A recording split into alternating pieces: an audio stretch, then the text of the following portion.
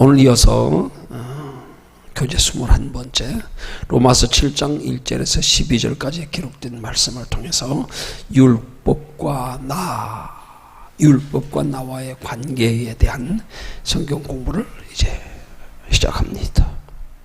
자, 서론에 보면 로마서 6장에서 우리 옛사람이 죄에 대하여 죽었다는 말씀을 배웠다.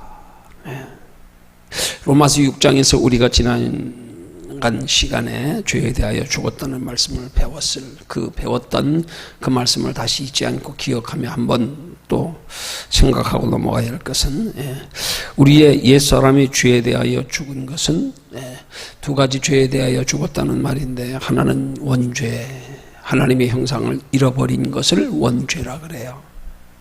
그 다음에 하나님의 형상을 회복하고 나서 그럼에도 불구하고 아직 우리가 장성하지 못해서, 온전한 신앙에 이르지 못해서 아직도 연약하여 짓는 죄, 쉽게 말하면 그리스도 안에 있으면서 믿음 안에서 짓는 죄, 그걸 자범죄라 그래요.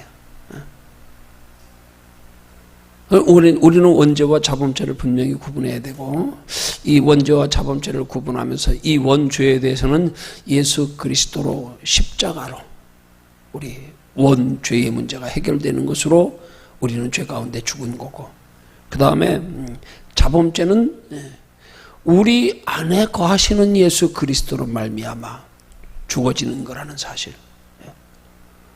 이 자범죄는 좀 더 정확히 말씀드리면,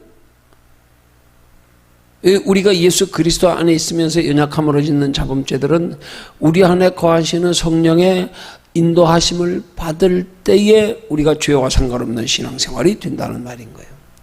그러니까 우리가 죄와 상관없는 신앙생활을 죄에 대하여 죽었다, 그렇게 말하는 거예요.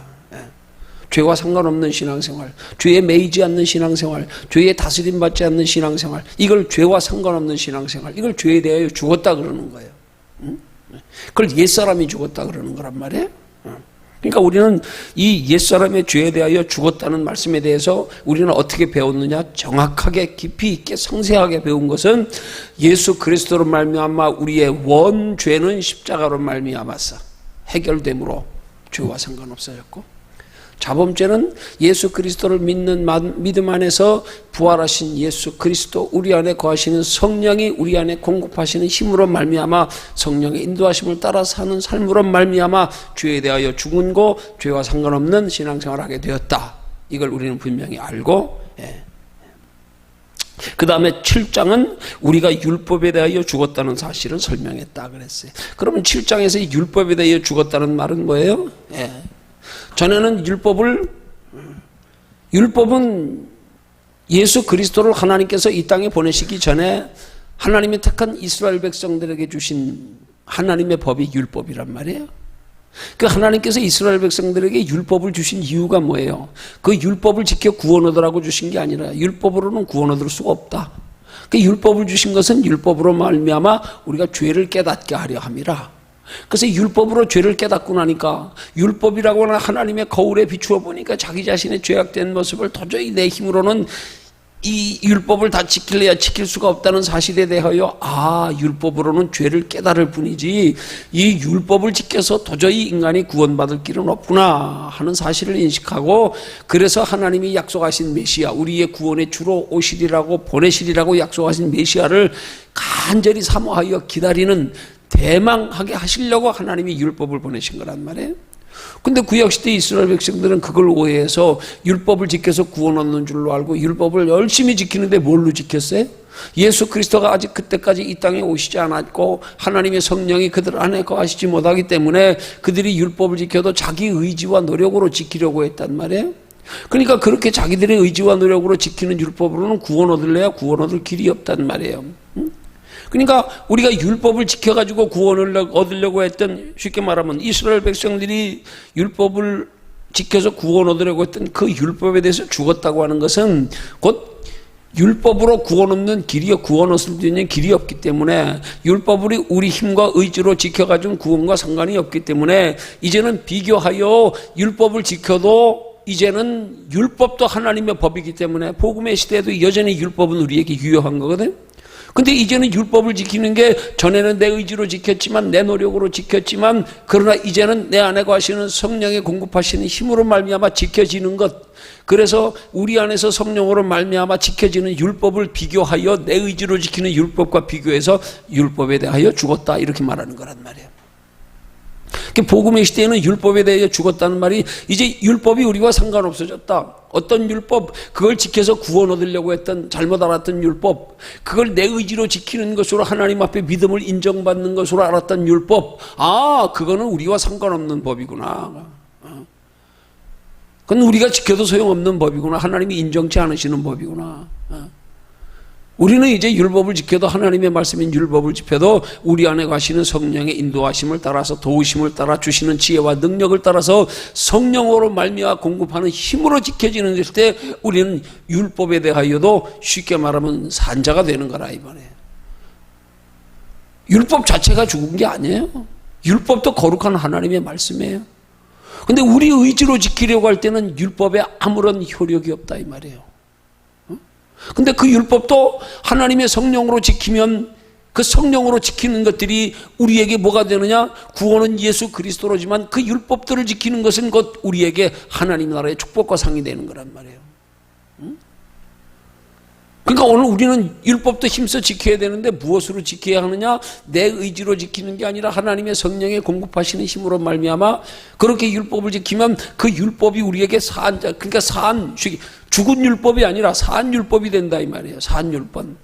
그러면 이 산 율법을 우린 뭐라고 표현해? 신약시대 와서는 그걸 복음이라 그러는 거란 말이에요. 구약시대에 하나님께서 이스라엘 백성들에게 주신 말씀이나 신약시대에 예수 그리스도를 통해서 혹은 성령의 감동으로 우리에게 주신 말씀이나 다 하나님의 말씀인 거예요. 근데 예수가 이 땅에 오시기 전에 하나님께서 주신 것은 율법, 예수가 오셔서 주신 말씀은 복음, 예수가 오신 이후에 성령의 감동으로 우리에게 기록하게 하셔서 주신 말씀은 복음. 그러니까 우리는 복음에 대하여 사는 자가 될 때 내 의지로 지켜 구원 얻는 것으로 착각했던 내 의지로 지키는 것으로 통하여 하나님 앞에 인정받고 복받고 상받으려고 했던 율법은 우리와 상관없는 것. 그래서 율법에 대하여 우리가 죽은 자라 그렇게 말하는 거란 말이에요. 그러니까 그걸 좀 더 깊이 있게 설명하면 율법에 대하여 죽었다는 말이 아니라 율법 자체가 죽었다는 말이 아니라 율법이 내 의지로 지킬 때는 율법에 죽은 것밖에 안 되니까 죽은 율법 아무런 유익이 없는 율법. 그렇지만 그 율법의 말씀을 지켜도 하나님의 성령으로 말미암아 공급하시는 힘으로 지킬 때는 복음 산 율법이 된다 이 말이에요. 그러니까 율법에 대하여 죽었다는 말은 율법 자체가 죽었다는 말이 아니에요. 우리가 율법을 어떻게 지키느냐에 따라서 그 율법이 우리에게 산 것이 되기도 하고 죽인 것이 되기도 한단 말이에요. 죽은 것이라고 하는 건 우리에게 유익이 없다 이 말이에요. 산 것은 우리에게 유익이 되는 거, 우리를 변화시키는 거, 우리에게 축복과 칭찬과 상급과 면류관이 되는 거, 이게 산 복음이란 말이에요. 죽은 복음은 내 의지로 지키는 거. 그러니까 율법 자체를 가지고 죽었다고 말하면 안 돼요. 율법에 대하여 우리가 죽은 것도 우리가 율법을 하나님의 성령으로 말미암아 공급하시는 힘으로 성령의 인도하심을 따라 감동으로 지킬 때는 우리는 율법에 대하여도 우리는 산자가 될 수 있는 거라 이 말이에요. 율법에 대하여도. 어떻게 말하면 그 무익한 율법이 우리가 성령으로 말미암아 지키면 이 율법이 우리에게 유익된 그런 율법이 되는 거예요. 어떻게 말하면 좀 표현이 그럴지 모르지만 우리가 율법을 어떻게 지키는가에 따라서 그 율법이 우리에게 유익이 되는 산 것이 되기도 하고 우리가 어떻게 지키는가에 따라서 그 율법이 죽은 것이 되기도 한다 이 말이에요. 내 의지로 지킬 때는 죽은 것과 마찬가지거나 아무런 내게 유익을 가져다 주지 못해 변화를 가져다 주지 못해. 그런 건 죽은 율법이지. 그렇지만 그 율법의 말씀을 내가 성령의 인도하심과 감동하심과 공급하시는 힘과 지혜로 지킬 때는 이 율법이 우리에게 유익을 가져다 주고 변화를 가져다 주기 때문에 산 율법이 된다 이 말이에요. 그러니까 율법에 대하여 죽었다는 말은 내가 그 율법을 내 의지로 지키려고 했던 것을 율법에 대하여 죽었다고 말하는 거라 이 말이에요. 그러니까 우리는 이 율법에 대하여 죽었다는 말의 의미를 이렇게 잘 이해해야 된단 말이에요.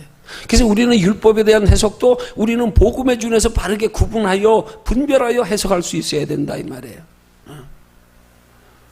그래서 율법이 내 의와 상관없이 내 의로 지켜지는 율법은 죽은 율법. 그러나 우리가 율법에 대하여 죽었다는 말에 여기 율법에 대하여 로마서 7장에서 죽었다는 말을 좀 더 다시 또 표현하면 무슨 설명이냐면 율법이 우리에게 유익되게 하는 율법이 되게 하는 게 아니라 우리가 의지로 억지로 두려움으로 마지못해 법으로 지키는 율법 거기에 대해서 우리가 죽은 자라 이 말이에요. 거기에 대해서는 죽은 자가 돼야 된다 이 말이에요. 우리는 율법을 그렇게 매여서 지켜서는 안 된다 이 말이에요. 그래서 거기에 대해서 우리가 죽은 자가 돼. 그런 율법에는 우리가 해당이 안 돼야 된단 말이에요. 우리는 그렇게 율법을 지키면 안 된단 말이에요. 그러면 우리도 죽은 자 되는 것과 똑같은 거. 아무 유익이 없는데 뭐 변화가 없는데 뭐. 그냥 억지로 마지못해 그냥 지키면 두려움으로 지키면 그걸로 무슨 의를 얻고 구원 얻는 줄로 착각하고 지키면 이건 아무런 유익이 없는 거란 말이에요.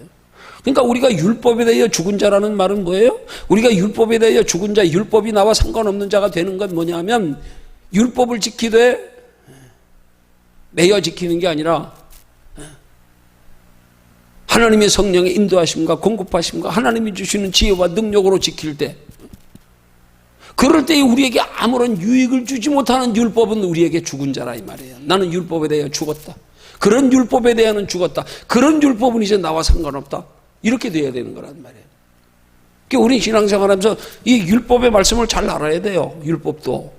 응? 구약시대 하나님이 우리에게 주신 우리가 보통 모세오경을 우리는 일컬어 우리는 율법이라 그렇게 말하기도 하는데 포괄적으로 이 율법이 전혀 우리와 상관없는 게 아니란 말이에요. 율법도 똑같은 하나님의 복음이란 말이에요. 근데 문제는 차이는 뭐예요? 율법으로 인한 복음은 우리가 지켜서 구원 얻는 복음이 아니고 그건 하나님 나라에 상받는 복음. 아멘? 왜? 구원은 오직 예수 그리스도 십자가로. 그래서 우리의 죄의 문제를 해결하시는 건 오직 십자가로. 그래서 예수님이 육체로 오셔서 십자가에 못 박혀 돌아가심으로 우리의 죄의 문제를 해결하심으로 우리 구원하신 이루신 것을 예수님이 십자가에 못 박혀 돌아가시면서 마지막 십자가상의 7마디 말씀에 마지막 말씀에 다 이루었다 하고 돌아가신 거 아니에요. 뭘 다 이루셨냐 이 말이에요. 구원은 예수 그리스도의 십자가로 말미암아 우리의 죄의 문제를 해결하여 하나님과 화목되게 하는 구원은 십자가로 다 이루셨단 말입니다. 그지만 예수님이 육체로 오셔서 십자가에서 다 이루신 건 하나님과의 우리의 화목된 관계, 죄 문제 해결하신 것으로 다 이루신 거지요. 육체로 오신 예수님의 사역을 다 이루신 거지요. 그렇지 않으면 예수님이 그 후에 우리의 보혜사 성령을 보내실 필요가 뭐 있어요? 성령으로 우리 속에 다시 오실 필요가 뭐 있어요? 예수님이 가시면서 우리에게 말씀하시기를 다른 보혜사를 너희에게 보내리라 말씀하실 필요가 뭐 있어요? 보혜사라는 헬라어의 파라클레토스 하는 단어는 곁에서 우리를 돕는 분이라는 뜻인데 우리의 무엇을 돕는 분, 우리의 구원을 돕는 분. 예수를 통하여 구원이 다 이루어졌으면 뭐하러 예수님이 다시 보혜사를 우리를 곁에서 구원을 도와줄 보혜사 성령을 우리에게 다시 보내실 필요가 뭐 있냐 이 말이에요. 그러니까 우리는 예수님이 십자가로 육체로 오셔서 십자가에 못 박혀 돌아가심으로 우리의 죄 문제 해결하시는 것과 우리가 하나님의 성령을 예수께서 보내셔서 성령 안에서 행하는 것의 차이를 우리는 분명히 구분해야 된단 말이에요. 이게 구분해질 때 율법이 복음이 되는 거란 말이에요. 율법도. 그러나 율법을 구원 얻는 줄로 알고 율법을 우리 의지로 지키는 건 이건 그냥 율법일 뿐이에요. 그냥 율법. 이게 복음이 우리는 율법을 복음이 되게 하는 게 신앙생활이란 말이에요.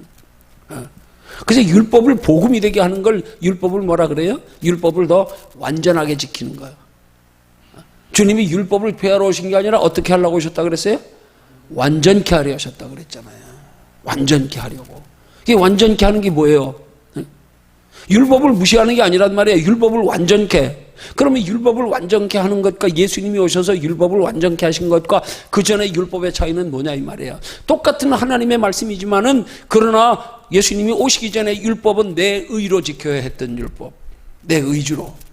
그러나 예수님이 오신 후에는 하나님의 성령의 인도하심을 따라 지키는 율법.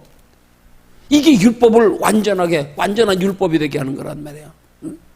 그래서 그 완전한 율법은 곧 우리를 영원한 상 받게 하는 것.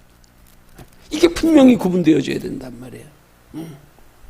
구원은 예수 그리스도 십자가로.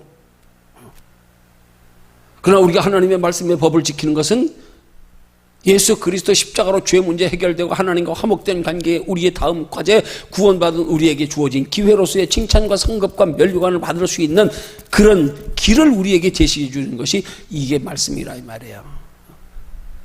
예수 그리스도의 십자가 도로 구원받은 우리들에게 주어지는 모든 하나님의 자녀답게 살아가는 신앙생활의 말씀 이건 다 상받게 하기 위한 거란 말이에요.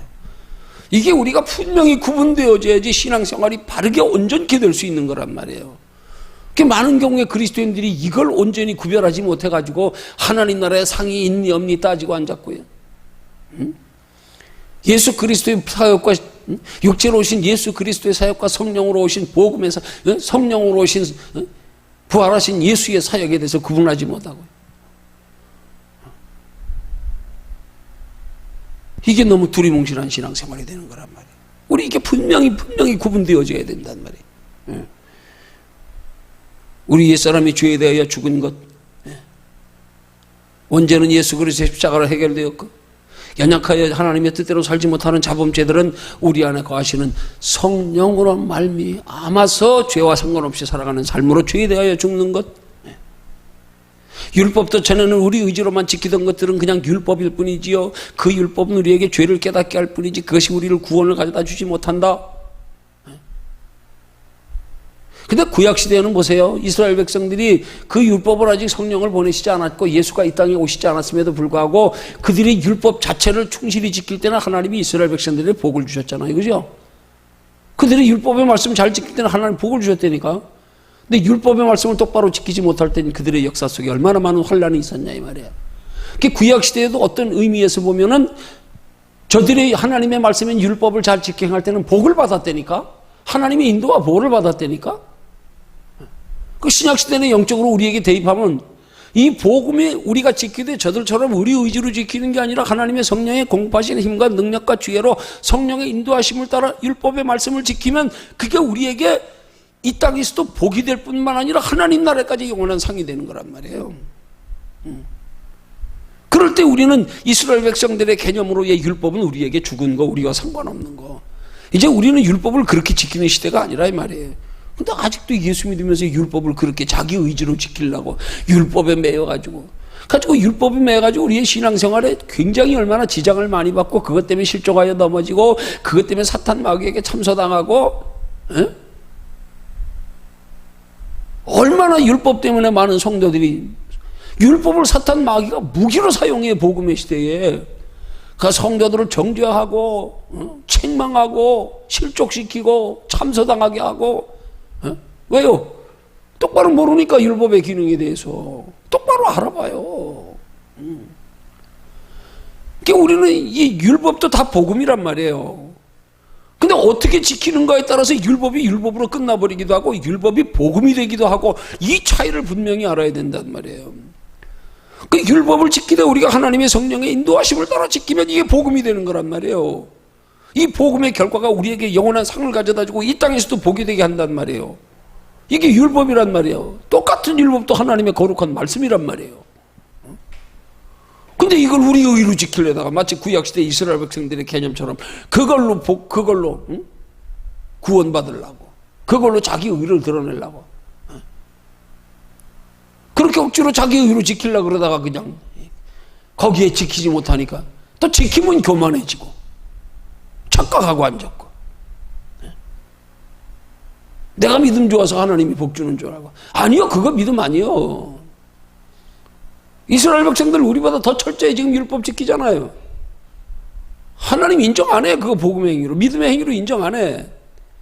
그들이 그렇게 철저히 지키지만 율법의 의미와 목적과 본래의 본질을 모르고 지키고 앉았으니까 예수님이 책망하기를 유대 종교 지도자들에게 율법 가르치는 지도자들에게 뭐라 그랬어요? 세리와 청기가 천국에 먼저 들어간다. 이 회칠한 무덤들아 독사의 자식들아. 우리보다 행위는 더 열심히 지키잖아요. 그렇게 우리 의지로 뭐 조금 신앙생활 남보다 열심히 잘한다고 아니요. 착각하면 안 돼. 그게 믿음 아니요. 하나님의 성령에 이끌림받아 지켜야지. 성령의 인도하심을 따라 성령의 주 지혜와 능력으로 그렇게 지킬 때 율법도 복음이 되는 거란 말이에요. 그때 우리가 율법을 완전케 하는 거란 말이에요. 우리가 예수님이 이 땅에 오신 것은 율법을 완전케 하려 함이라. 그럼 예수님이 이 땅에 오셔서 율법을 완전케 하려 하심이라 말씀하신 예수님이 완전케 하시는 기능이 뭐냐고요? 그 예수님이 육체로 오셔서 십자가에 못 박힌 것으로 완전한 게 아니고 다시 우리 안에 보혜사 성령으로 오셔서 우리로 그 율법을 능히 지키게 하는 것으로 완전케 하려. 그래서 그것은 곧 율법을 하나님의 성령이 우리 안에 오셔서 우리를 다스려 인도하심으로 우리에게 능력과 지혜를 주심으로 그걸 지켜서 율법이 완전히 우리에게 영원한 하나님의 나라의 상이 되게끔 이 땅에서도 복이 되게끔 그렇게 하려고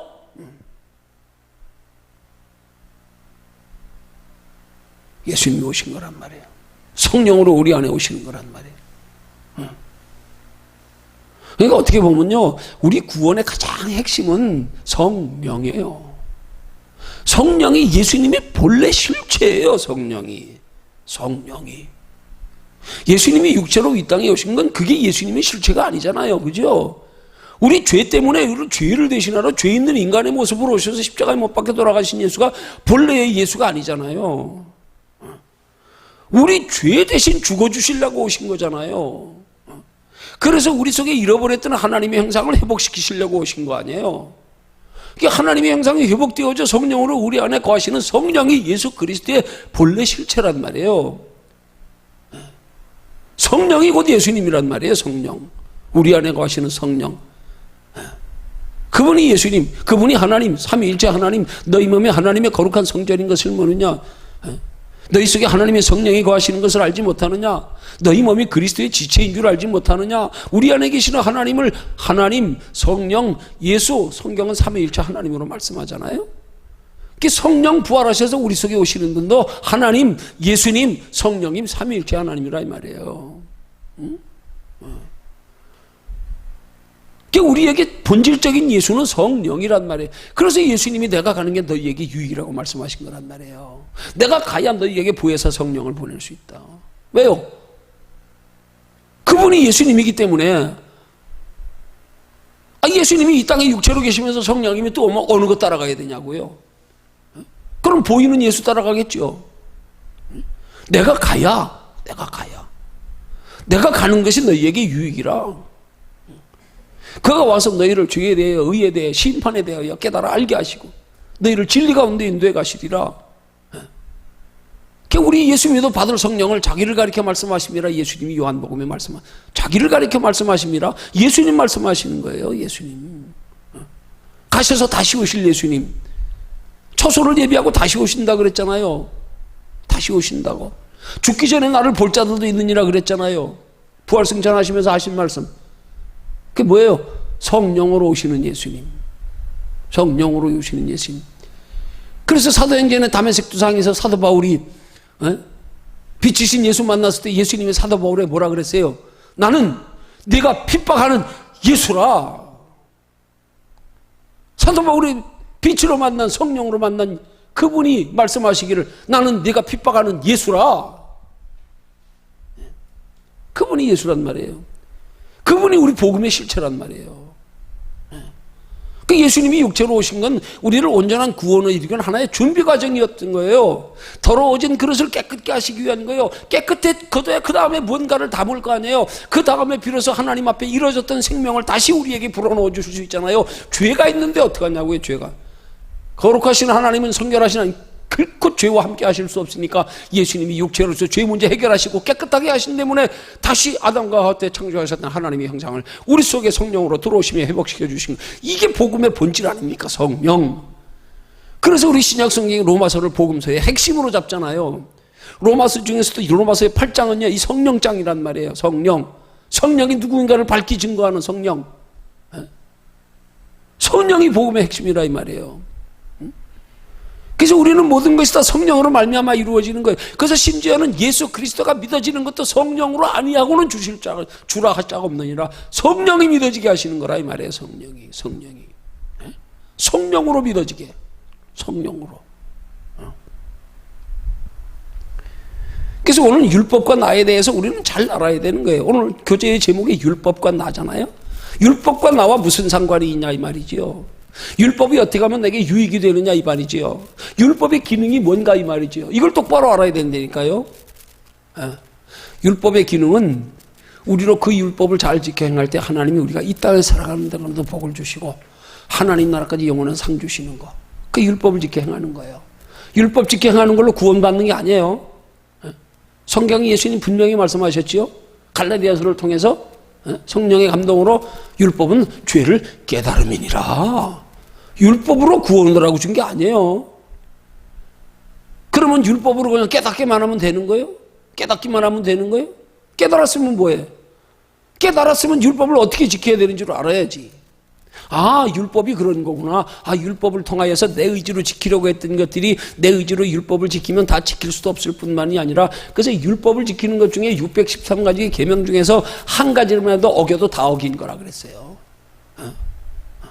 613가지 어겨서 죽는 거나 한 가지 어겨서 죽는 거나 똑같아. 똑같아. 율법으로 구원받는 게 아니란 말이에요. 근데 우리 율법을 깨달으면 어떻게 돼? 율법을 어떻게 지키면 율법이 내게 유익되는 것까지 바로 깨닫는 게 깨닫는 거죠. 그 율법을 어떻게 지키는 게 바로 깨닫는 거냐 이 말이에요. 율법은 죄를 깨달음이라. 아, 율법을 내 의지로 지키는 게 아니고, 이게 내 의가 아니고, 이게 무슨 뭐 내 거룩함이 하나님 앞에 인정받는 의가 아니고, 이걸 가지고 구원받는 게 아니고, 율법은 우리 안에 거하시는 성령으로 말미암아 성령의 인도하심을 따라 빌립보서 2장 13절의 말씀처럼 너희 속에서 행하시는 이가 하나님이시니, 우리 속에 하나님의 행하심을 따라 행하는 것으로 율법을 지킬 때 그것이 우리의 영혼에 유익이 되고 믿음도 되고 복도 되고 상도 되고, 구원은 예수 그리스도 십자가로 말미암아. 이런 율법의 기능을 똑바로 알 때에 율법과 나와의 관계를 온전하게 할 수 있는 거란 말이에요. 내가 율법을 지켜도 이런 율법의 기능과 이 율법을 어떻게 지켜야 되는지를 바로 모르고 하나님이 율법을 주신 목적을 바로 모르고 있으면 그 율법과 나와 아무런 상관이 없어지는 율법이 오히려 내 영혼을 해롭게 만드는 거예요. 마귀가 율법 가지고 우리 까불리는 것밖에 안 되고 우리 속이는 것밖에 안 되고. 그 율법을 바르게 알아야 된단 말이에요. 율법을 내게 유익되게 활용할 줄, 지킬 줄 알아야 된단 말이에요. 그럴 때 율법이 복음이 되는 거란 말이에요. 율법이 우리를 죽이는 게 아니라 우리를 살리는 게 된다 이 말이에요. 우리는 율법과 나와의 관계에서 핵심으로 알아야 될 게 바로 그거라 이 말이에요. 율법은 구원받으라고 구원 얻으라고 주는 게 아니다. 율법으로 구원 얻는 게 아니다. 그렇다고 구약시대의 율법이라고 신약시대는 율법이 필요 없는 게 아니다. 율법으로는 죄를 깨닫게 하려 함이고, 더하여서 율법은 내 힘으로 내 의지로 지키는 것이 아니라 하나님의 성령의 공급하시는 힘과 능력과 지혜로 말미암아 지켜질 때 그 율법도 우리에게 복음이 되고, 그 율법이 우리의 믿음에 유익이 되고 우리에게 복이 되고 하나님 나라의 영원한 상이 되는 것. 그래서 율법 주신 것, 율법으로 구원받으라고 주신 거 아닌 것.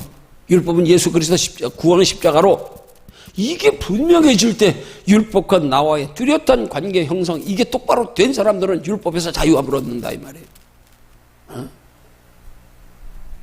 율법을 똑바로 지켜서 내게 유익되게 지킬 줄 안다 이 말이에요. 상이 되게 할 줄 안다 이 말이에요. 율법과 나라고 하는 제목을 한마디로 요약하면 이렇게 되는 거예요. 이렇게 되는 거예요. 아, 율법이 무엇인지. 구약시대에 하나님께서 이스라엘 백성들에게 약속하신 메시아를 보내주시기 위해서 너희에게 메시아가 왜 필요한지, 그걸 통하여서 더 하나님이 약속하신 메시아를 대망하여 기다리게 하려고, 아, 이건 우리 힘으로 지킬래 지킬 수가 없는구나. 이거 지킨다고 구원받는 게 아니구나.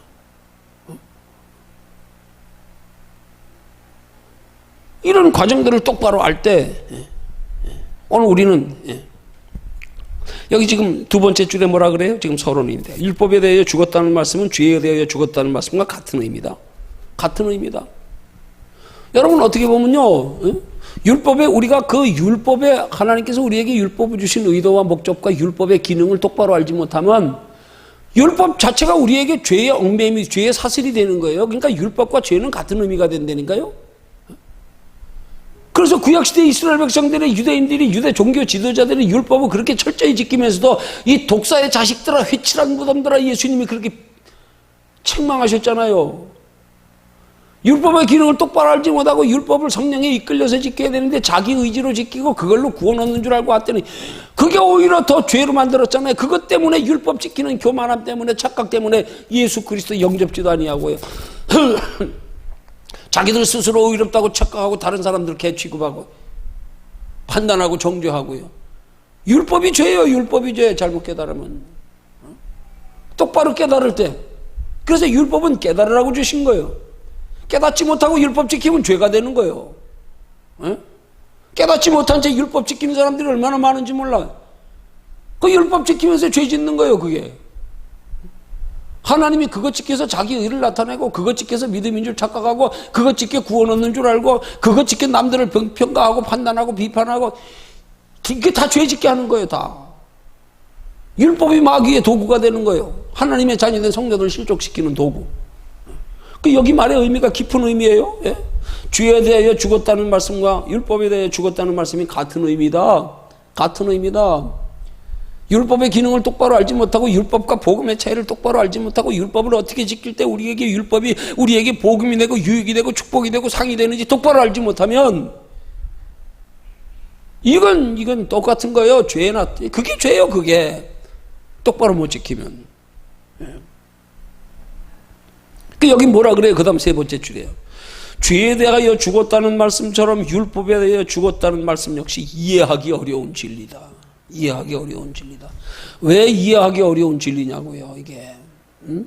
뭐 때문에 이해하기가 어려운 거냐고요. 율법과 복음의 차이를 명확하게 구분하지 못하니까 하나님이 율법을 주신 의무와 의미와 의도와 목적을 모르니까 바로 이해하지 못하니까 우리 의지로 율법을 지키는 것과 복음의 성령의 인도하심을 따라 율법을 지키는 것의 차이를 모르니까 오늘 우리 시대에도 복음의 시대에도 율법이 왜 필요한가에 대한 이유를 명확히 알지 못하니까 이 시대에도 율법이요 우리가 하나님의 성령에 이끌림 받아 지키면 거룩한 하나님의 말씀이에요. 율법도 지킬 때 그것이 우리에게 복이 되고 상이 되는 거, 우리 믿음에 유익되는 거, 이걸 똑바로 알지 못하니까 여기 무슨 교제의 말씀이 어떻게 되는 거예요? 예. 죄에 대하여 죽었다는 말씀처럼 율법에 대하여 죽었다는 말씀 역시 이해하기 어려운 진리다. 이게 이해하기 어려운 진리가 되면 안 돼. 명확히 알아야 된단 말이에요. 명확히.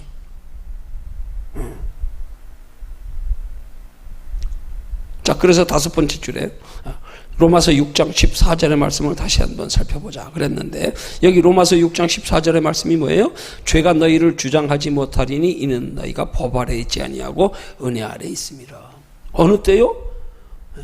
어느 때 우리가 율법에 매이질 않는다고요?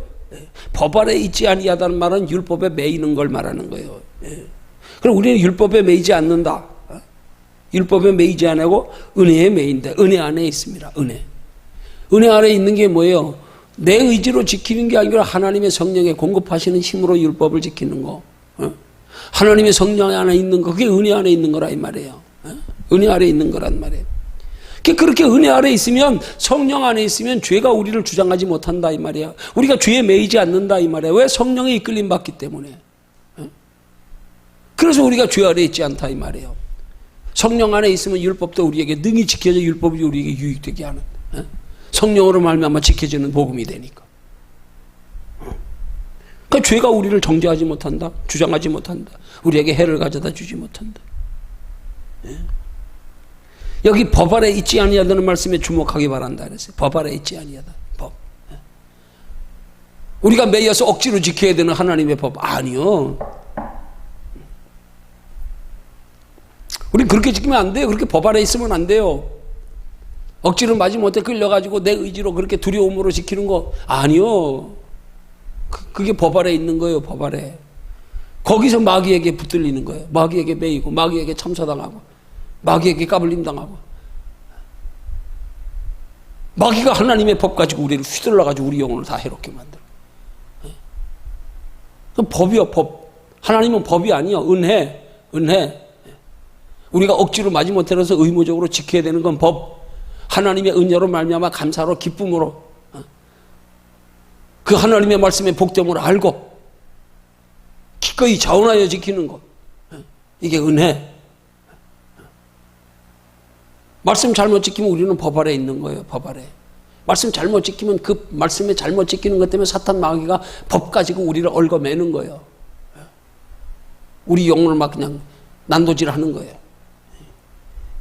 교만하게 만들고 착각하게 만들고 낙심하게 만들고 두려워하게 만들고 부끄럽게 만들고. 이걸 우리 잘 깨달아야 된단 말이에요.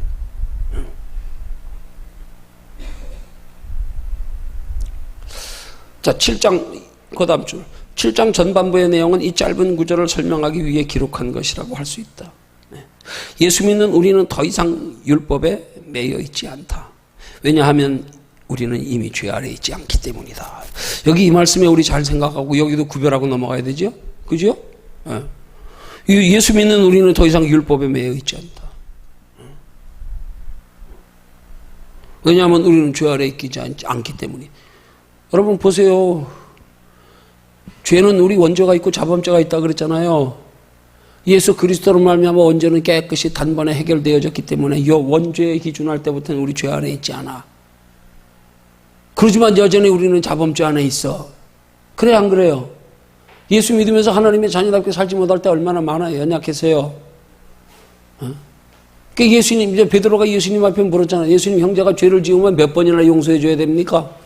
70번씩 7번까지라도 용서해 줘라. 어떤 죄요? 자범죄요. 근데 여기 지금 말씀이 뭐예요, 지금? 예?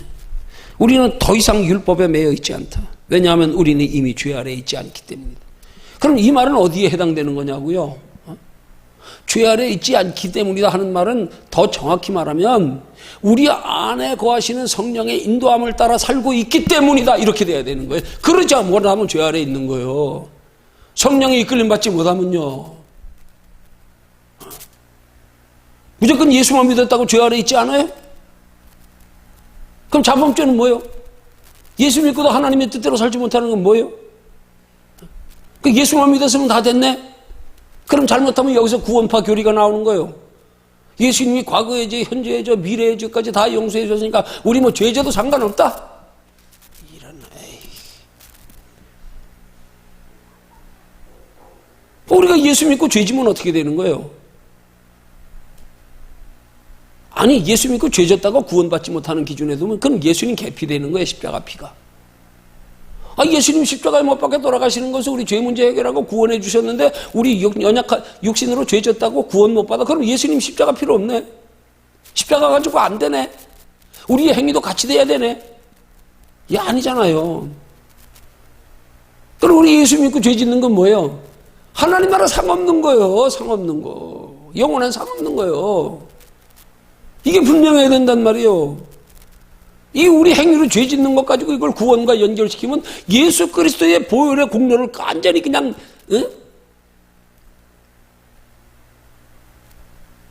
지나친 표현일지 모르지만 그냥 무효화시켜버리는 거예요. 예수 믿어도 소용없다 죄지면. 예수님의 피가 그렇게 효력이 없어요. 근데 예수님이 십자가상에서 다 이루셨다 그랬어요. 구원과 상을 뚜렷이 구분해야 된단 말이에요. 우리 연약하여 죄 아래 있단 말이에요. 은혜 아래 있다고 하는 말은 뭐냐면 성령의 지배 아래 있을 때만 가능하다는 얘기예요. 성령의 지배 아래 있을 때만. 성령의 지배 아래 있지 못하면 우린 날마다 연약하여 죄 짓고 넘어지게 돼 있어요. 그래서 예수님이 제자들에게 우리 연약하여 자범죄로 말미암아 수시로 넘어질 것들을 우리가 미리 아시고 예수님은 그것까지 다 이해하시고 그게 다 우리의 신앙생활의 원리 그게 이상한 게 아니에요. 당연한 거기 때문에 예수님이 제자들에게 실물교훈하며 가르쳐 주신 말씀이 뭐예요? 행위로 직접 가르쳐 주신 게 예수님이 친히 제자들의 발을 씻겨 주셨잖아요. 발 씻겨 주시는 예수님 앞에 베드로가 주여 어찌 주님이 내 발을 씻겨 주십니까? 그랬더니 예수님이 뭐라 그랬어요? 이미 목욕한 자는 발만 씻으면 되느니라. 목욕이 뭐예요? 원죄의 십자가로 해결되는 거예요. 자범죄요. 발 씻는 거, 날마다 발 씻는 거. 연약하여 날마다 죄 짓는다니까요. 당연한 거라니까요. 성령 안에 있을 때 이 자범죄도 극복한다 이 말이에요. 성령 안에 있을 때 더 이상 죄가 우리를 지배하지 못한단 말이에요. 성령 안에 있을 때 우리가 율법에 매이지 않는다 이 말이에요. 성령의 이끌림 받아서 지키니까. 여기를 우리 똑바로 알아야 된단 말이에요. 무조건 예수 믿는 우리는 더 이상 율법에 매여 있지 않다. 왜냐하면 우리는 이미 죄 아래에 있지 않기 때문이다. 원죄만 가지고 얘기하는 것밖에 안 되자는 거예요. 이거는 자범죄는 아니란 말이에요. 성령의 인도함 받아야 돼요. 성령의 인도함 받지 못하면 성령 우리를 진리 가운데 인도해 가시는데 따라가지 못하면 진리 안에 자유함 누리지 못하면 안 되는 거예요. 이게 분명해져야 된단 말이에요. 그래서 이걸 구체적으로 설명하는 내용이 본문이라는 거예요. 오늘 우리가 교제할 성경 공부할 이 교재 21번째 내용. 이걸 좀 서론적으로 말씀드리는 거란 말이에요. 자, 그럼 그 다음 말씀이 뭐라 그래요? 밑에 두 번째죠. 쉽게 깨달을 수 없는 말씀이지만 성령이 진리 앞으로 인도해 주시기를 기도하면서 말씀을 묵상하면 은혜의 문이 열릴 것이다. 뭐 그렇게 쉽게 깨달을 수 없는 말씀이에요. 지금 이거 들었잖아요, 다. 듣고 보니까 그렇게 뭐 쉽게 깨달아지고 그렇게 어려운 게 아니에요.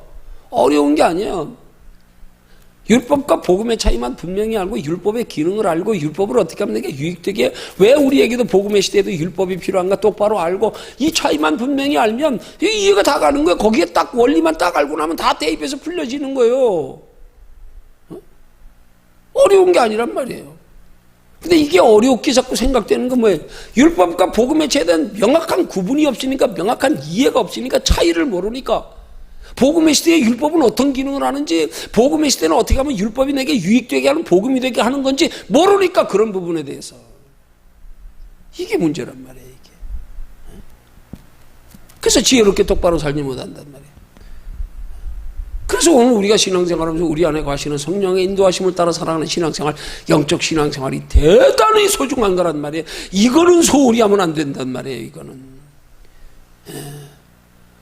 예수 믿어 구원 얻은 우리에게 이 땅에서도 성령의 인도하를 복을 받고 때를 따라 복을 받고 하나님 나라까지 영원한 상을 받기 위해서, 좀 더 나아가서는 그것으로 인하여 혹시나 믿음 잃지 않기 위해서, 멸망당하지 않기 위해서 우리는 날마다 성령의 인도하심을 따라 행하는 신앙생활, 여기에 생명 걸어야 된단 말이에요. 여기에 이거 소홀히 하면 안 된단 말이에요. 성령의 인도하심을 따라 살아가는 신앙생활의 핵심이 뭐예요? 그걸 한마디로 이렇게 표현하는 거예요. 성령님은 기도를 먹고 사신다. 기도를 먹고 사신다. 기도하는 만큼이란 말이에요. 기도하는 만큼. 근데 기도들을 그냥 그 소중함을 모르고, 아니, 숨을 우리가 성령님이 인도하셨더라 그렇게 기도하듯 숨을 그렇게 쉬어봐요. 벌써 다 죽었어, 벌써 다. 그래, 안 그래? 조금 바쁘면 쉬고 말고, 피곤하면 쉬고 말고, 숨 그렇게 쉬어봐요. 숨이 어때? 몇 번만 안 쉬면 죽어. 평범한 사람들 2분만 숨 못 쉬면 죽어. 근데 우리는 기도 안 하는 걸 아무렇지도 않게 여기는 거예요. 도대체 내가 얼만큼 기도해야 내가 영적으로 유지되며 내 믿음이 자라가며 사는지, 이것도 느끼지 못한 채, 내 기준만큼도 모른 채, 그건 마치 우리가 밥 먹으면서 양을 몰라가지고 한 숟갈 떠먹고 밥 먹었다? 어떻게 되겠어요?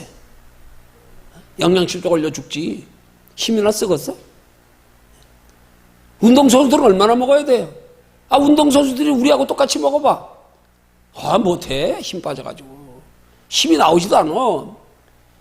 각자 자기 체력, 자기 영적 체력에 자기 믿음을 유지하며 자기 믿음이 자라가며 자기 사명 감당하며 하나님의 기뻐하시는 뜻을 이루기 위해서 나는 이 기도를 얼만큼 해서 내 믿음을 유지시켜 하나님 앞에 예비된 축복 가운데 쓰임받을 수 있는가, 자기 양을 좀 알아야 된단 말이에요. 자기가 유지해야 될 기도의 양을 모르는 건 마치 밥을 먹으면서 자기가 음식을 얼만큼 먹어야, 양을 얼만큼 먹어야 내 체질에 딱 맞는지를 모르는 거하고 똑같은 거예요. 똑같은 거예요. 이 소중함을 모르니까. 알아봐요. 얼마나 신경 쓰겠어. 건강에도 신경 쓰는 사람들은 하루에 몇 칼로리까지 따져가면서 밥 먹잖아요. 음식 취하는 것도. 운동하면 몇 칼로리가 소모되고, 아이고, 참. 신앙생활 그 정도만 건강 신경 쓰듯 신경 써 해봐요. 그럼 육체 건강 따라오게 돼 있어. 그러면 하나님 책임져 주시게 돼 있어. 책임져 주시게 돼 있단 말이에요. 그러니까 우리 성령이 이끌림 받는 신앙생활이, 성령이 복음의 핵심이라니까요. 핵심. 복음의 핵심. 성령이 잃어버린 하나님의 형상을 회복하는 거.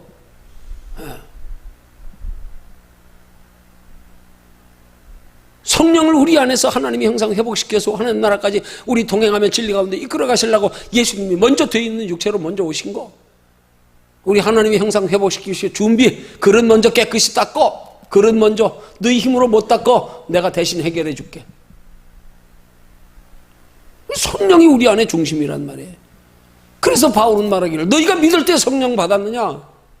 너희 속에 그리스도의 영이었으면 그리스도의 사람이 아니라 성령이 하나님의 형상이라 이 말이에요. 성령이. 이 성령이 이끌림받는 신앙생활이 복음의 핵심이란 말이에요. 성령이 이끌림받는 신앙생활이 되면 우리가 기도만큼이란 말이에요. 성령은 기도를 먹고 산다. 얼마만큼 내가 기도해야 되는지, 어떻게 하면 내 믿음을 유지하며 성령의 이끌림받는 신앙생활이 될 수 있는지, 하나님이 내게 맡겨주시는 사명, 하나님이 내게 예비해 두신 하나님이 원하시는 그 예비하신 모든 축복을 하나도 남김없이 부족함 없이 다 받아 누리려면 어느 정도 믿음을 유지하며 살아야 되는지, 여기까지 우리 한번 생각해 봐야 되는데 이건 생각지도 않고, 왜 성령이 우리 안에서, 우리가 성령의 이끌림받는 신앙생활이 왜 필요한지, 왜 소중한지, 내 개인에게 적용시켜서 나는 얼마만큼 하면 성령의 이끌림받는 영적 신앙의 단계가 될 수 있는지, 내가 어느 정도 기도하면 내 영적 상태를 유지할 수 있는지 전혀 이런 데는 관심 없어. 밥 먹으면서 칼로리는 계산하는데, 그때 몸무게 조절하고 체중 조절하고 뭐 한다고 그렇게 먹을 것까지도 안 먹어가면서, 야 정말 건강관리하는 거 보면 정말 우리 안에 하나님의 성령의 그런 성령과 우리와 영적 상태 그 관계 유지하려고 그만큼만 신경 써보세요. 그만큼만 신경 써보세요. 그럼 복 못 받고 상 못 받으면 기적이지 뭐. 그 소중함을 인식을 못하고 우리가 막연하게 지금 우리 신앙생활에 있는 이게 답답한 거라 이 말이에요. 이게. 자, 그러면 이제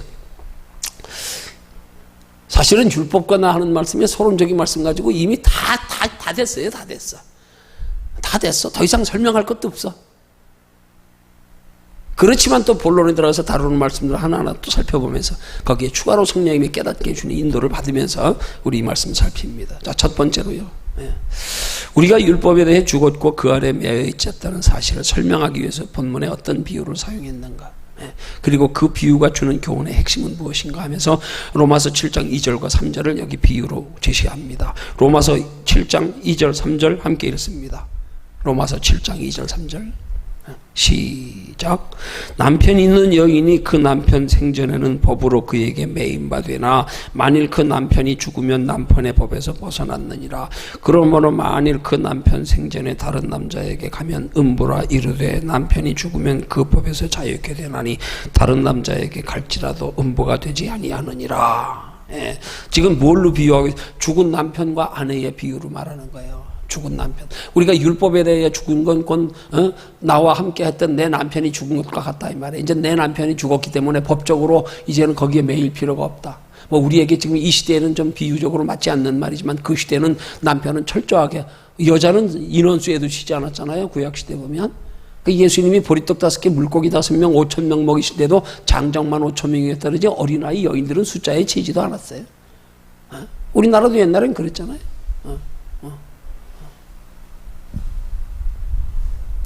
좀 그런 시대적인 비유로 해서 남전여비 사상에 그런 비유로 해서 남편이 죽었어요. 그럼 더 이상 이제 남편에게 자유함이 됐다 이 말이에요.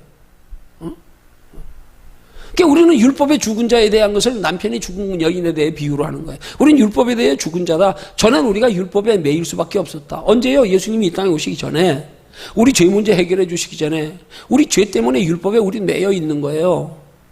우린 율법의 지배를 받을 수밖에 없는 거예요. 예수 그리스도를 믿어 영접하기 전에는 택한 이스라엘 백성들일지라도 율법에 매여 있는 거예요. 그러지만 이제 남편이 죽고 나면 율법에 대하여 내가 죄와 상관없는 사람이 되고 나면 그게 뭐예요? 남편이 죽었다는 말이 뭐예요? 곧 율법이 죽었다는 말이에요. 율법이 죽었다는 말은 뭐냐면 율법이 우리에게 요구하는 걸 내가 다 치루었기 때문에 더 이상 율법을 지킬, 율법에 매일 그런 의무가 없다, 책임이 없다 그런 말이에요. 이제 자유함 얻었다 그 말이에요. 그 자유함을 누가 우리에게 주셨어요? 예수 그리스도 십자가로 주셨잖아요. 그죠?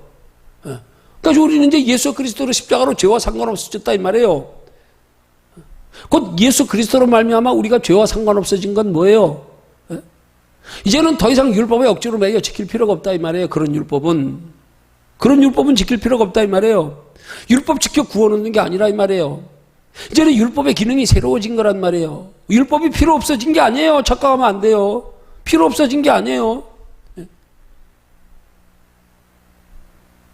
전에는 율법이 우리를 얼검해가지고 얼지로 마지 못해 지켰고 그것이 우리의 구원과 상관도 없고 아무것도 없었지만, 그러나 이제는 예수 그리스도로 말미암아 율법에 대해 죄에 대하여 죄의 대가를 우리가 다 치렀기 때문에 율법에 어긋나는 행동으로 말미암아 죽을 수밖에 없는 것을 예수 그리스도가 다 해결해 주셨기 때문에 이제 우리 더 이상 율법에 매이지 않아. 그러니까 내 남편이 죽은 것과 마찬가지야. 이제 더 이상 죽은 남편에게 매일 필요 없어. 나는 이제 자유야. 이제 다른 남편에게 장가가고 시집가도 아무런. 그래서 우리가 그 죄에 대하여 죽고 나서 죽은 남편이라고 해서 그 다음에 합법적으로 결혼한 이가 누구예요? 예수 그리스도의 신부된 우리. 예수 그리스도가 우리의 이제 영적 새로운 남편이라 이 말이에요. 근데 예수 그리스도 안에서 이제 율법을 지키는 것은 예수 그리스도 안에서 예수께서 우리 안에 거하심으로 인도에 가심에 성령의 인도하심을 따라 살아가는 삶은 억지로 지키는 게 아니라 성령이 내 안에서 그렇게 지키는 거 기뻐하고 소중히 여기고 지킬 수 있는 힘과 지혜와 능력을 주시니까 그래서 그거 지킬 때 우리에게 복이 되고 상이 되는 줄 아니까 이제 율법이 더 이상 우리에게 법적으로 두렵게 하는 존재가 아니라 이 말이에요. 이제 우리에겐 율법이 축복의 기회란 말이에요. 이거 잘 지키면 나한테 복이다 이제는. 저는 억지로 마지못해 지키면서 아무 유익도 없고 다 지키지도 못했지만 이제 내가 지키는 만큼 상이다 이제. 이걸 말하는 거란 말이에요. 그 율법의 기능을 똑바로 알아야 돼요. 구약시대는 죄를 깨닫게 하려고 그런 거예요. 죄를 깨닫고 그래서 하나님이 약속하신 메시아를 대망하게 하려고 간절히 사모하게 만들려고. 도저히 율법으로는 구원 얻을 길이 없으니까. 그래서 예수님 당시에 밤중에 부자 청년이 찾아와가지고 선한 선생님이여 내가 무슨 선한 일을 하게 영생을 그때 오히려 예수께서 사랑하사 가라사대 그렇게 말씀하세요. 사랑하사.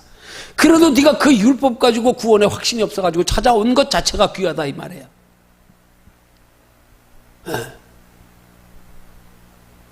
그것 가지고 영생 얻는 게 아니는 건 아니까. 이것 가지고 확신이 없으니까 평안이 없으니까. 우리 율법 지키는 걸로 구원 얻는 거 아니란 말이에요. 그러니까 그걸 통해서 깨닫고 진짜 마치 예수님 밤중에 찾아온 부자 청년처럼 그렇게 예수님 대망하게 메시아 하나님이 약속하신 대망하게 하려고. 우리 구원받을 길은 예수밖에 메시아밖에 없다. 그거 대망하게 하려고. 근데 그게 뭔지도 몰라가지고 그거 매여가지고 그냥 거기에 대해서 이제 예수 그리스도 오심을 통하여서 율법에 우리가 율법대로 행치 못한 거에 대한 그런 우리의 죄의 대가를 치르느라고 예수님이 치러주셨기 때문에 이제 율법에다 나 죽었어. 이제 더 이상 당신 나 억압할 그런 아무런 권한이 없어.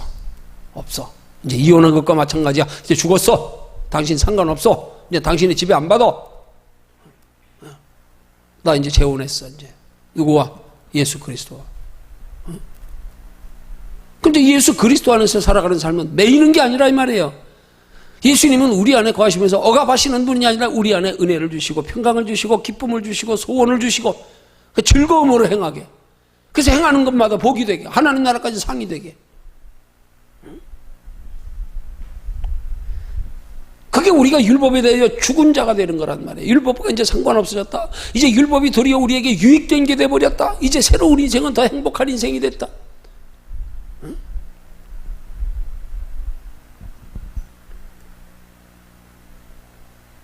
그러니까 이 비유가 주는 교훈의 핵심이 뭐냐고요. 이 비유가 주는 교훈의 핵심이 이제 율법에 대한 우리 개념이 달라졌다는 사실이에요. 한 걸음 더 나가서 율법은 우리에게 필요 없는, 이제는 율법에 더 이상 매인 신앙생활이 필요 없어졌다. 이제 율법에 대해서는 자유하다. 이거 첫 번째 교훈이고요. 두 번째로는 이제는 율법에 나한테 필요 없어졌고 자유하다가 아니라 이제는 저 율법을 내게 유익된 기회가 됐다. 이제는 잘 활용하면 이게 내게 유익이다. 이제부터는 저게 축복의 기회다. 이제부터는 저거 지키는 게 옛날처럼 억지로 매여서 두려움으로 마지못해 지키는 게 아니라 아무 유익도 없는 게 아니라 이제는 기쁨으로 즐거움으로 지키면 내게 복이 되고 상이 된다. 그러니까 우리는 율법을 이렇게 지켜야 되는 거란 말이에요. 그러니까 우리 율법의 개념을 바꿔야 된단 말이에요. 복음과 율법의 차이를 확실히 알아야 된단 말이에요. 복음이 구원이라면 율법은 영육간의 축복, 하나님 나라까지 영원한 상. 구원과 분명히 구분해야 돼요.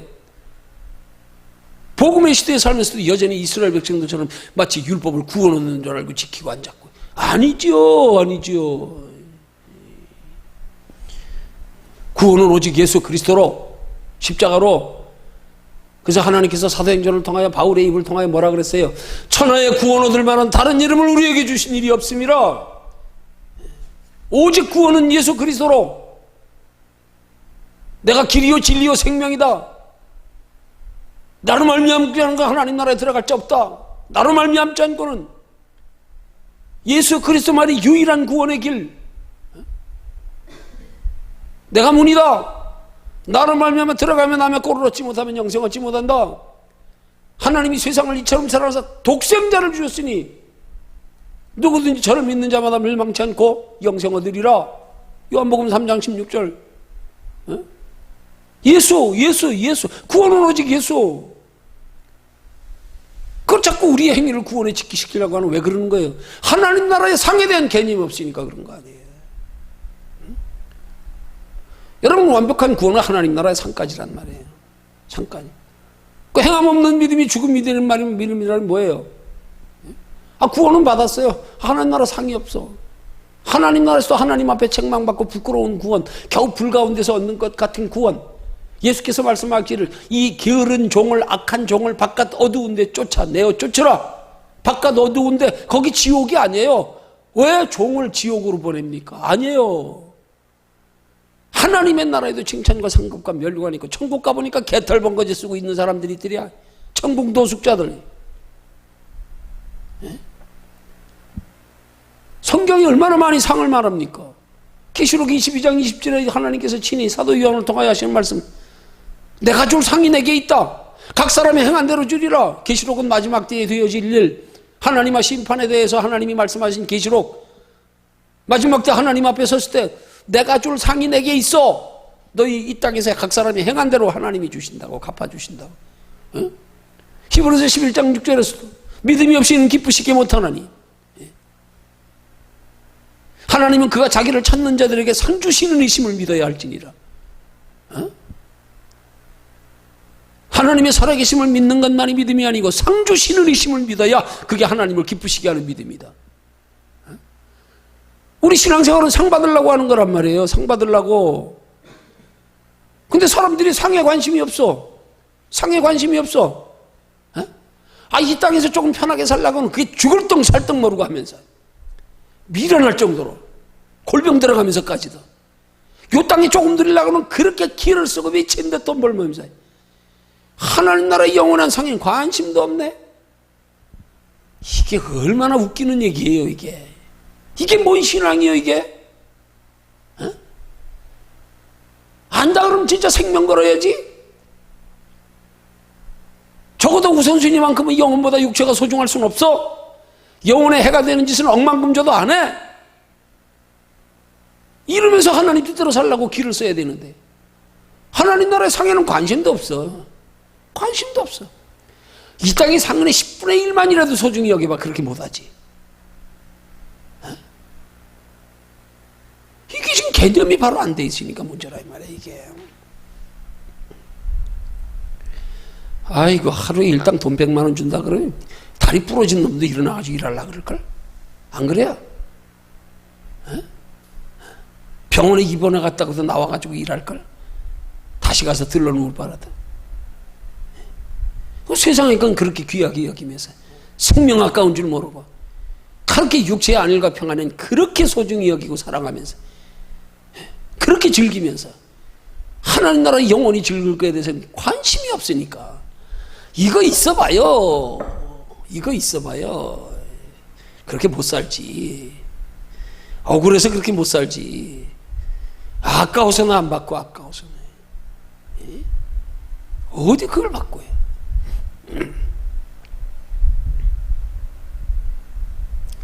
여러분, 율법에 대해서 죽었고 매여 있지 않다는 사실, 이거 여기서 주는 교훈이 우리가 깊이 알아야 되는 거예요. 율법을 복음화시켜야 되는 거예요.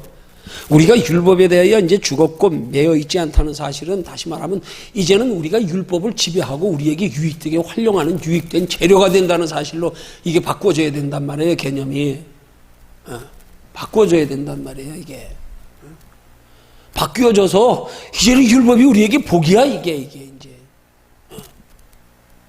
성령이 끌림받아 지키면 이게 상이야. 이게 율법이 축복의 기회예요. 그것도 거룩한 하나님의 말씀이에요. 다 우리에게 복 주실 말씀이란 말이에요. 여러분, 구약과 신약의 차이가 뭐예요? 구약과 신약이라는 단어의 의미가 뭐예요? 예수 그리스도를 분기점으로 해서 십자가를 분기점으로 해서 예수 그리스도가 이 땅에 오셔서 십자가 지시기 전까지를 구약시대라 그러잖아요. 그럼 뭐예요? 예수 그리스도의 십자가를 분기점으로 지나간 약속. 이거 하나님의 약속이에요. 구원과 축복의 약속이요. 그게 구약이에요. 신약은 뭐예요? 예수 그리스도 오신 후에 새롭게 주어진 새로운 약속. 새로운 구원과 축복과 영생에 대한, 영원한 상에 대한 새로운 약속. 이게 십자가를 기준으로 하는 구약과 신약의 다 하나님의 약속의 말씀이에요. 다 우리에게 영육간에 복 주시기 위한 약속의 말씀이란 말이에요. 율법이 필요 없는 게 아니란 말이에요. 우리 복음의 시대에 와서 율법이 우리에게 이런 영육간에 복이 되게 하는, 복이 되도록 우리가 활용할 줄 아는, 이제는 이게 우리의 축복의 기회다. 전엔 쓸모없는 일이지만 우리 그런 말 있잖아요. 개똥도 약에 쓸 때가 있다고. 그죠? 전엔 개똥이면 지저분한 거, 더러운 거, 그거 뭐 귀찮은 거, 오물. 근데 그것도 약에 쓸 때가 있다니까? 약에 쓸 때가. 우리가 본 신앙이 바뀌어지고 나면 전에는 아무것도 아니었어요. 헛된 거 잠깐 누리다 가면 끝나는 거, 육체 벗으면 끝나는 거, 다 썩어 없어질 거. 근데 이게 예수 그리스도 믿고 변화되고 나니까 이것들이 다 영원한 생명의 영원한 하나님의 나라를 준비하는 기회고 재료가 돼버렸네. 이게 얼마나 소중한 게 됐냐고요. 그 예수 안에서 우리 인생관, 우리 물질관이 완전히 바뀌어져야 되는 거예요. 180도로. 예수 믿었기 때문에 세상과 필요 없는 게 아니에요.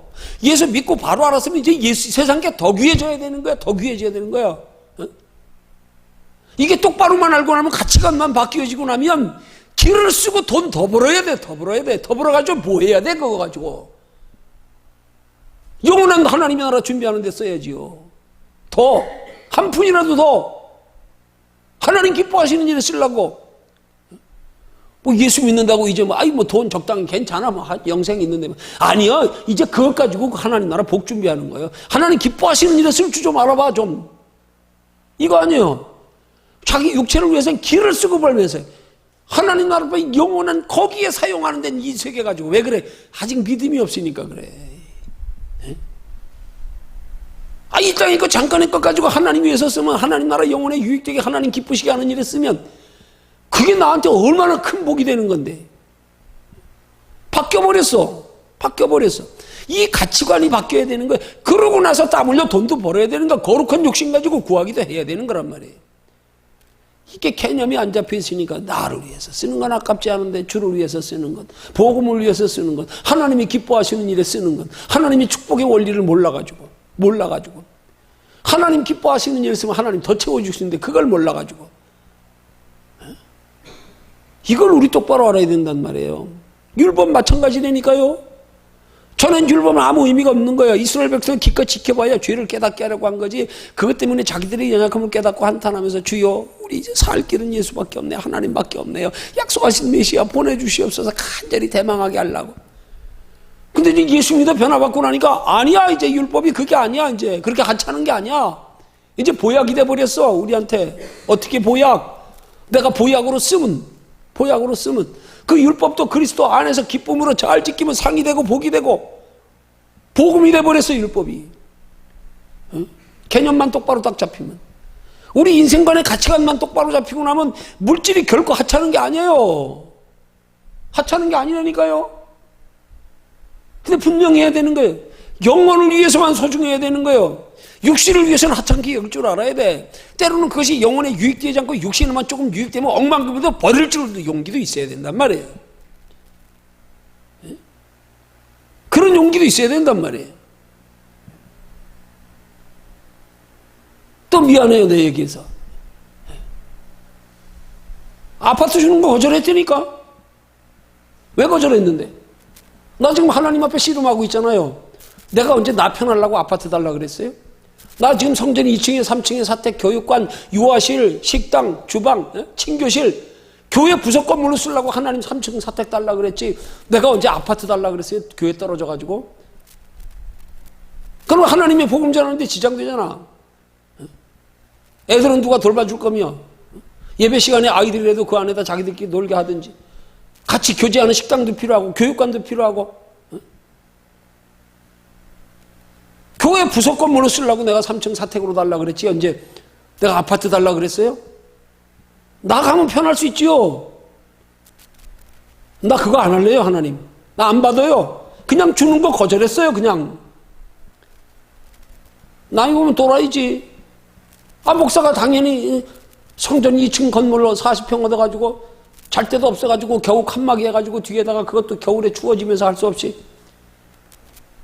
짐 뒤에 부려놓고 갑자기 3층 주기로 한 사람이 마음이 변해가지고 안 나간다고 배짱 튕기는 바람에 목사가 싸울 수도 없고. 그러면 얼른 받아가지고 감사합니다 하고 아파트 나갈 수 있는 거 아니에요? 나 그러면 하나님 앞에 달라 그러는 목적이 틀리잖아요. 나 혼자 편할 수는 있어. 아파트 나가면 할렐루야 감사합니다 하고 아파트 그냥 주는데 뭐 받으면 되는 거지. 남이 들으면 또라이 바보라 그럴지 몰라. 아니요. 난 하나님 보실 때 그게 얼마나 귀한 줄 알아요. 그렇다고 내가 뭐 물질에 초연한 사람인 줄 아세요? 지금 아파트 주면 얼른 받아요. 거절할 이유가 없어. 이유가 없어. 다 있잖아. 교육관 있고 뭐 건물 있고 땅 있고 다 됐잖아.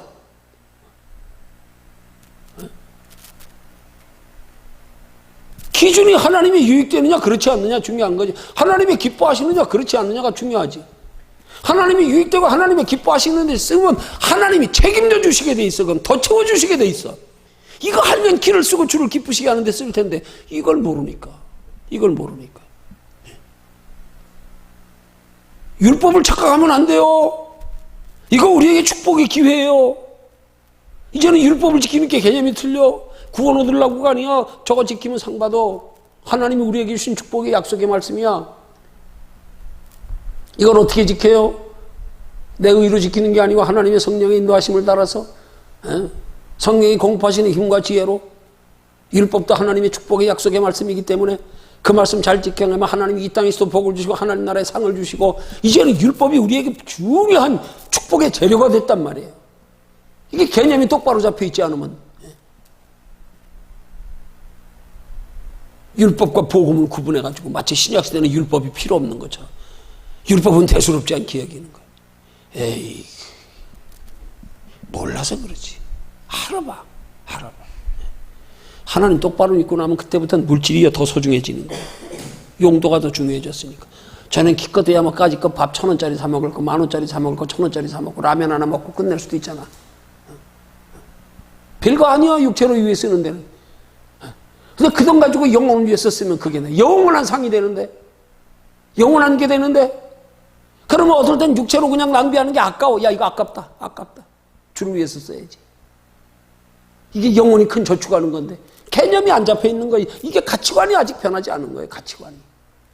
인생의 가치관이 변하지 않았어. 그 말로만 하나님 알면 뭐해? 아무 소용없어. 가치관이 변화되지 못하면. 하나님의 기뻐하시는 신앙생활, 이 땅에 복받고 구원받고 하나님 나라 영원한 상 받는 신앙생활의 원리를 똑바로 알고 활용하지 못하면 이거 겉똑똑이야. 이거 겉똑똑이. 차라리 겉똑똑이가 더 하나님 앞에 책망을 많이 받아. 왜? 모르고 행치하는 자는 적게 맞으려니와 알고도 행치하는 자는 더 많이 맞는데. 이게. 우리 똑바로 알아야 된단 말이에요. 이제 우리가 복음 안에 바른 신앙에 딱 가치관이 정립이 되고 나면 율법이 우리에게 이게 기회예요, 축복이에요. 이게 보통 복이 아니야. 이게. 뭐 11조는 구약시대에나 있던 거라고? 아이고. 율법은 복음 아니요? 그건 하나님 약속 아니요? 그럼 왜 거기다 약속이라고 붙여? 구약, 신약. 그것도 약속이에요. 우리가 믿음으로 지켜행하면 다 우리에게 복이 되는 약속이란 말이에요. 구원은 예수 그리스도의 십자가로. 구약시대 말씀 그대로 그 말씀대로 우리가 예수 그리스도 안에서 하나님의 성령의 감동하심, 기뻐하심과 하나님의 지혜와 능력 공급받아서 그 얼마나 소중한 줄 복된 줄 알고 힘써 지키면 그 우리에게 영원한 상이 되고 복이 되는 우리에게 좋은 기회고 재료인데 이걸 앉아가지고 탁상공론이나 하고 앉아 율법이 무슨 복음에 맞니? 뭐 어쩌고 구약시대니 신약시대 따지고 앉아가지고 지가 아깝고 하기 싫으면 그건 구약시대나 하든가 지 마음대로 이렇게 막 좌우로나 우로나 갈라놓고 모르니까 그래요. 모르니까. 오늘 교재의 제목이 뭐예요? 율법과 나. 율법과 나와는 어떤 관계가 있는가? 더 중요한 건 율법과 나와의 관계에서 율법을 어떻게 하면 내게 유익되게 만들 수 있는가? 유익되게 지킬 수 있는가? 이걸 알아야지, 이거를. 율법이 복음과 필요해서 필요 없는 거, 지나간 거, 뭐 어쩌고 에이, 되게 유익되게 적용하여 지킬 줄 알아야지. 이 비유가 주는 교훈의 핵심, 영적 깊은 교훈은 뭐냐? 이건 단순하게 율법과 법을 구분하는 것으로 그치는 게 아니고, 이제는 이 율법도 내가 바른 믿음으로 지키면, 예수님도 그래서 율법을 폐하러 오시지 않고 완전케 하려고 오셨다 그랬잖아요. 완전케 하려고 율법을. 우리에게도 이제는 율법을 완전케 하면 이게 이제는 복이 되는 거예요. 전엔 무가치한 거였지만 구원 얻을 길 없고, 이건 뭐 진짜 억지로 매여서 마지못해 지킨 것지만 착각해가지고 오히려 우리를 얽어맹게 됐지만, 이제는 이게 이제 약이 돼버렸네, 우리한테. 이제 보배가 돼버렸네, 이놈의 율법이. 이걸 제대로 지켜서, 어떻게든 이게 제대로 지키는 것지만 알면 율법이 우리 때문에 복음이 되는 거예요. 그 복음으로, 복음의 개념으로 율법을 지켜서 우리에게 상이 되고 복이 되고. 이 영적 깊은 교훈, 이걸 우리가 간과하지 말아야 된단 말이에요. 자, 그 다음 두 번째.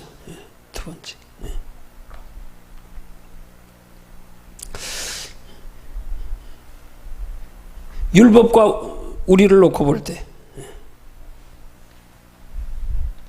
어떤 면에서 율법이 남편의 위치에 있다고 할 수 있는가?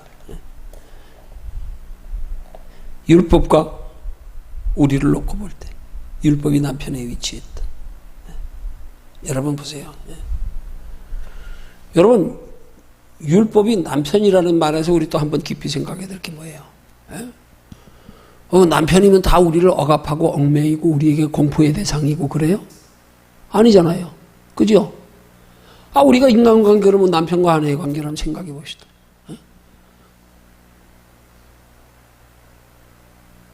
어떤 여자에게는 남편이 정말로 나를 억압하는 존재가 되고, 나를 힘들게 괴롭히는 존재가 될지 모르지만, 어떤 여인에게는 남편이 내 생명보다 귀한 분이 될 수 있는 거 아니에요? 그죠? 내 생명을 주어서라도 사랑하기 아깝지 않은 분. 율법과 나와의 관계에서 중요한 거예요. 윤편이 나의 남편의 위치에 있다고 하는 것, 예? 어떤 남편이 되게 하느냐? 율법이 내게 어떤 남편이 되게 하느냐? 이게 중요한 거예요. 이건 내가 하기 나름이란 말이에요. 내가 하기 나름이란 말이에요. 율법을 내가 축복의 기회로 여기고, 율법이 우리에게 얼마나 복된 것인 줄 알고, 성령의 인도하심을 따라 하나님의 기뻐하시는 뜻을 따라 기쁨으로 지키면 복이 되고 상이 되고, 이야, 얼마나 귀한 거예요. 율법 자체를 그냥 얽매이는, 나를 억압하는 남편, 그런 개념으로 내가 율법을 어떻게 생각하고 대하느냐에 달려있는 거란 말이에요. 그게 단순하게 남편의 위치에 있는 게 아니라, 그냥 어쨌든 남편의 위치에 있지만 좋은 남편이냐 나쁜 남편이냐, 소중한 남편이냐 아니면 그렇지 못한 남편이냐, 내게 고통을 주는 남편이냐 즐거움을 주는 남편이냐, 이게 중요한 거예요. 남편의 위치에 있는 자체가 중요한 게 아니라.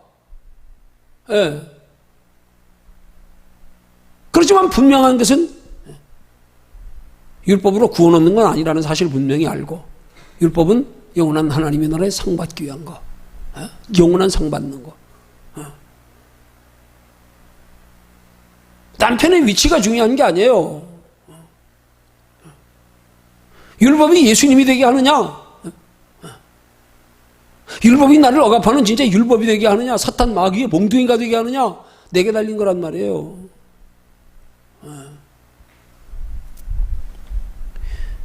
그러니까 율법과 우리를 놓고 볼 때 우리가 그 율법이 내게 복되게 하는 지혜가 있어야 된단 말이에요. 율법을 우리는 소중히 여기며 사랑해야 된단 말이에요. 이게 내게 축복의 기회다, 이게. 근데 이 율법을 우리가 하찮게 여기고,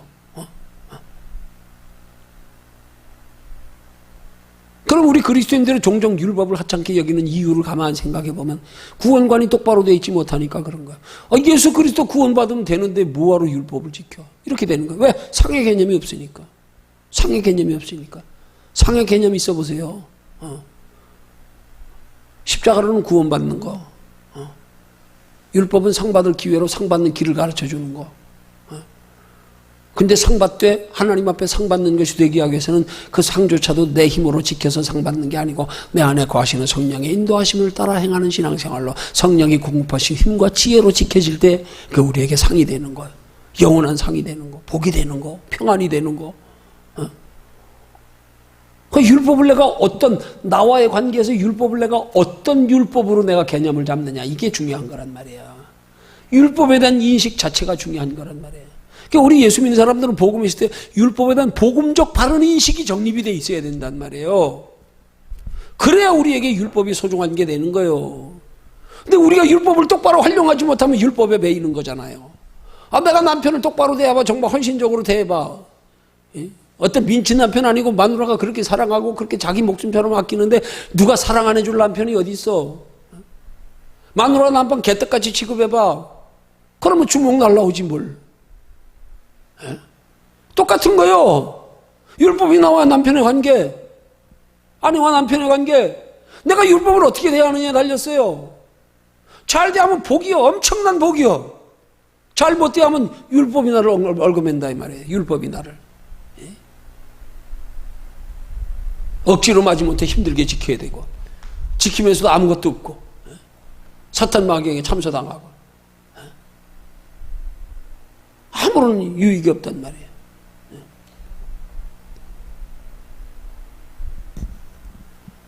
그러니까 여기 두 번째 항목에서 중요한 거예요. 어떤 면에서 율법이 남편에 위치했다고 생각하는가? 어떤 위치에서, 어떤 위치가 중요한 게 아니라 이 말이에요. 냉정하게 말하면 여기 율법으로 말해서 그냥 남편에 위치했다고 할 때, 율법적인 구약시대적인 차원에서 남편에 위치해 있는 건 그 율법으로 통하여 내가 죄를 깨닫고 그 율법으로 말미암아 구원받을 수 없어서 그것 때문에 힘들고 어려운 것 때문에 하나님 찾게 하려고 필요한 거고, 하나님 찾게 하려고, 메시아를 대망하게 하려고 필요한 거고. 그렇지만 율법을 복음화시켜서, 그렇게 복음화시킬 때는 그 율법은 우리에게 상받을 기회로 주신 거, 상받을 기회로 주신 거. 괜히 뭐 이론적으로 무슨 뭐 이러고 뭐 율법과 복음을 뭐 그걸 구분해가지고 갈라놓으려고, 하나님을 갈라놓는 거하고 똑같은 거예요. 그것도 하나님 주신 약속인데 왜 그건 소홀이에요? 그 성경이 뭐라 그랬어요? 예수님이 11조에 되면 그러나 이것도 행하고 저것도 버리지 말아야 할지니라. 예수 그리스도 믿었으니까 율법 필요 없어? 아니, 그냥 구원만 받으면 예수 그리스도 믿었으니까 필요 없지. 상 있잖아. 상, 영원한 상. 영원한 상. 그것 때문에 율법이 필요한 거예요. 그래도 복음서에 보면 우리의 축복받는 신앙생활이라는 이 구약시대의 율법과 우리 신약시대의 복음의 말씀이 다 짝이 맞다 그랬잖아요. 짝이. 다 연결되는 말씀들이야. 다 하나님 앞에 축복받은. 뭐 구약의 율법 지키는 자체가 선하지 않은 게 하나나 뭐 있어? 하나님이 악을 행하라고 율법에 나와 있어요? 다 거룩한 하나님의 말씀으로 우리 선하게 살라고, 하나님의 뜻대로 살라고, 영혼에 유익되게 살라고, 상받게 하려고, 다 좋은 말씀들 아니에요. 근데 이걸 왜 억지로 복음과 율법을 구분시켜가지고 율법을 내게 더 유익되게 활용하는 지혜를 얻어야지. 지혜를 얻어야지. 그것도 복음의 말씀인데, 그것도 복된 하나님의 말씀인데.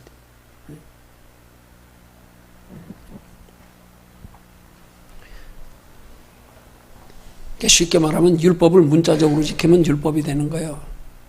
근데 율법을 문자적으로 지키는 게 아니고 내 의지로 지키는 게 아니고 하나님의 성령에 이끌림 받아서 하나님의 성령의 인도하심 따라 지키면 이게 복음이 되는 거예요. 이게 내게 축복과 상을 가져다 주는 거예요. 우리 이 원리를 똑바로 알고 율법과 나와의 관계에서 어떻게 하면 율법을 내 신앙생활에 유익되게 활용하느냐, 내게 영원한 칭찬과 상급과 면류관이 되게 하느냐, 율법의 개념부터 바꾸라 이 말이에요. 잘 쓰면 약, 잘못 쓰면 독, 그게 율법이요. 그게 율법이란 말이에요. 잘못 써서 독이 되게 하지 말고 잘 써서 약이 되게, 보약이 되게 해야지. 이게 우리의 신앙생활의 지혜란 말이에요. 어떻게 하면 율법을 내 인생에 복되게 만드느냐, 나한테 보약이 되게 만드느냐, 율법 지키는 것은 하나님 나라가 영원한 상밖에 안 돼. 이런 개념에서 그렇게 약이 되게 하는 방법은 성령의 인도하심을 따라 이 말씀 지키는 거구나. 이렇게 깨달아 알았어. 율법과 나라고 하는 제목이 율법을 내 인생을 영육간에 복되게 하기 위한 그런 말씀의 원리로 그렇게 이해할 수 있는 저와 여러분들 되기를 주님의 이름으로 축원합니다. 오늘 두 번째 항목까지 마쳤습니다.